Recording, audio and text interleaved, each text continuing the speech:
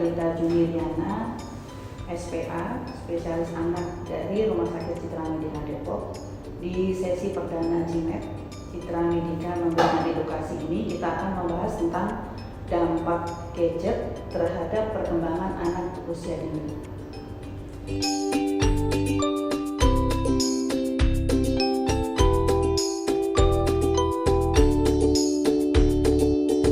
Di masa teknologi maju seperti sekarang ini, siapa sih yang bisa lepas dari gadget?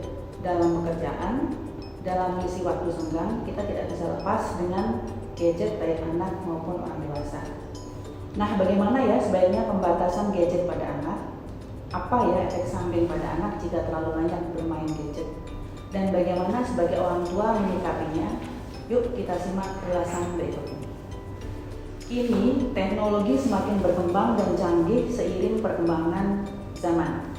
Banyak manfaat dari perkembangan teknologi, yaitu salah satunya mempermudah pekerjaan sehingga kita bisa lebih menghemat waktu menjadi lebih efisien.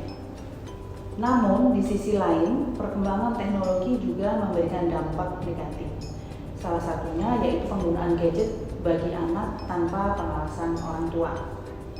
Sebagaimana disebutkan oleh Ketua Umum Pengurus Pusat Ikatan Dokter Anak Indonesia, bahwa penggunaan gadget atau media sosial yang ada di dalamnya dapat menyebabkan terganggunya perkembangan hormon pada anak, sehingga pertumbuhan anak juga terganggu dan juga dapat memberikan dampak dan pengaruh yang berarti bagi tumbuh kembang anak usia dini, baik secara fisik maupun mentalnya.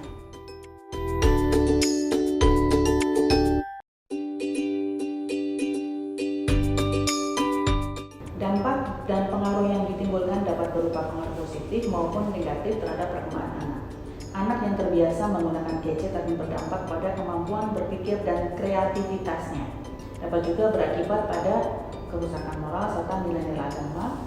Gadget menyebabkan interaksi sosial anak dengan lingkungan sekitar berkurang, membuat anak cenderung malas bergerak dan jarang beraktivitas motorik.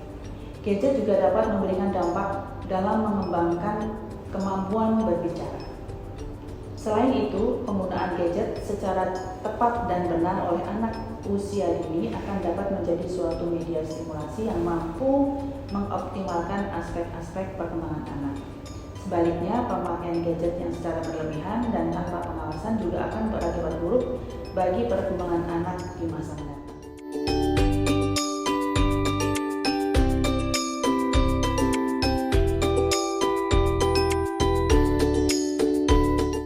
Batasan umur yakni dengan mengikuti ketentuan pengguna dari pembuat aplikasi. Semua aplikasi seharusnya ada aturan dan ratingnya. Kalau tidak ada, berarti pembuat atau sumbernya tidak dapat dipercaya. Untuk bisa punya akun di YouTube harus sudah punya email. Jadi selama anak belum 13 tahun, penggunanya harus bersama orang tua. Orang tua perlu memonitor dan menemani. Anak di bawah 8 tahun juga perlu diajarkan bagaimana melakukan pencarian dengan spesifik dan kata kunci yang tepat agar berkurang risiko terpapar materi yang tidak tepat. Selain itu, pengaturan privasi dan notifikasi untuk akun bersama anak harus diatur juga agar aman.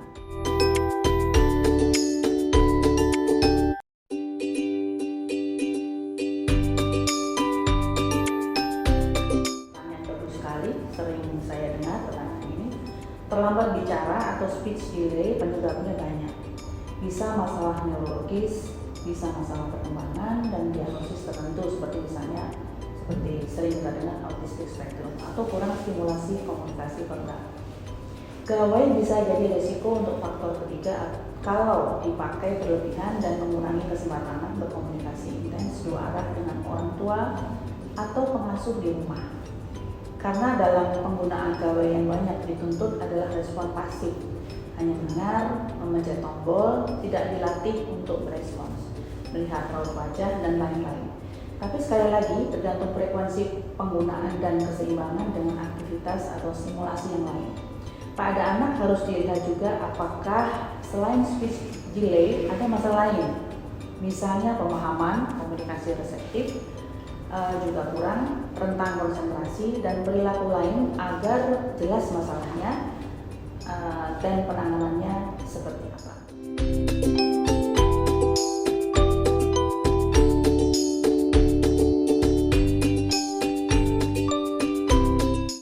Pertanyaan yang sering kita dengar ya, tidak hanya dampak secara fisik, kecanduan gadget juga dapat menyebabkan masalah psikologis seperti menjadi lebih mudah marah dan panik.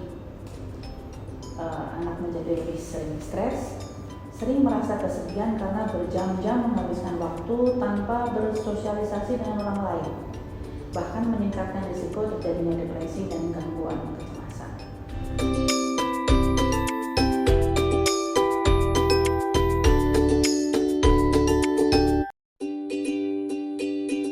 Ada beberapa tips untuk mengatasi anak yang tampak sudah mulai kecanduan gadget. Beberapa hal yang bisa dilakukan adalah batasi waktu penggunaan. Jadi batasi penggunaan gadget sesuai dengan rekomendasi kelompok umurnya. Seperti yang dibilang di American Academy of Pediatrics, menerbitkan pedoman screen time seperti berikut di bawah ini. Anak-anak di bawah usia 2 tahun sebaiknya tidak dibiarkan bermain gadget sendirian, termasuk TV, handphone, atau tablet. Anak-anak usia 2-4 tahun kurang dari 1 jam sehari.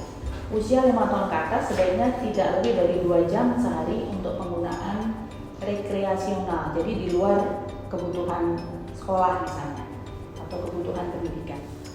Beri jadwal waktu yang tepat untuk bermain gadget. Di luar itu, orang tua juga harus menyediakan kegiatan alternatif lainnya agar anak tidak bosan dan beralih ke gadget lagi. Jadi misalnya seperti kegiatan di luar rumah seperti olahraga, membantu ibunya di dapur, membantu ayahnya ketika membersihkan mobil, itu cukup banget.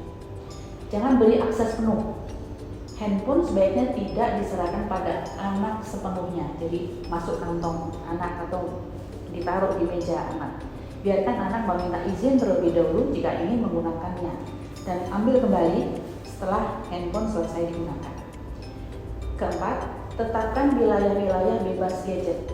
Jadi rumah dibuat sedemikian rupa sehingga di dalam ruangan-ruangan tertentu dibuat aturan oleh orang tua bahwa di situ anak tidak menggunakan gadget. Misalnya ketika sedang makan bersama, di tempat tidur, ketika di kamar mandi, mau mandi, itu tidak menggunakan, atau di dalam mobil. Ajarkan anak pentingnya menahan diri. Jadi bila anak-anak sudah kelihatan sekali ingin menggunakan gadget, berikan waktu tambahan untuk mengajarkan kepada si anak agar si anak ini menahan diri untuk tidak bermain game dan mengikuti aturan yang telah ditetapkan. Yang terakhir adalah berikan contoh yang baik. Nah, sudah barang tentu sudah menjadi pengetahuan umum bahwa anak meniru apa yang dilakukan oleh orang tuanya. Jadi kalau kita sebagai orang tua, begitu kita pulang dari pekerjaan kita, begitu kita pulang dari tempat kegiatan kita sampai ke rumah, sebaiknya kita meninggalkan gadget itu di tempat yang sudah ditentukan, kemudian bertemu dengan anak, dan ketika bertemu dengan anak, berbicara dengan anak, ngobrol dengan anak, tentu gadget kita tinggalkan. Itu salah satu contoh supaya kita bisa bermain dengan anak kita. Terima kasih untuk sahabat CIMED semua. Saya ingin memberitahukan jadwal saya praktek di Rumah Sakit Citra Medika, di mana Rumah Sakit Citra Medika sudah memiliki 2 SPA, Dr. Nadia yang berpraktek di siang hari, pagi sampai siang hari, dan saya, Dr. Rita, yang praktek di sore hari dari Senin sampai dengan Jumat, mulai jam 4 sore sampai selesai atau jam 5 sore sampai selesai. Sebaiknya memang membuat appointment dulu apabila ada jam-jam yang kadang-kadang bisa berubah atau bergeser. Terima kasih telah menyaksikan video urusan kami. Sampai bertemu di sesi selanjutnya. Untuk sesi CIMED, Citra Medika memberikan edukasi. Jangan lupa subscribe, like, and share video kami. Rumah Sakit Citra Medika Depok. Saya Dr. Rita Julieri. Sendiriana SPA. Selamat. Jangan lupa ya, saksikan channel YouTube kami RS Citra Medika Depok. Jangan lupa like, comment, and subscribe. Salam sehat!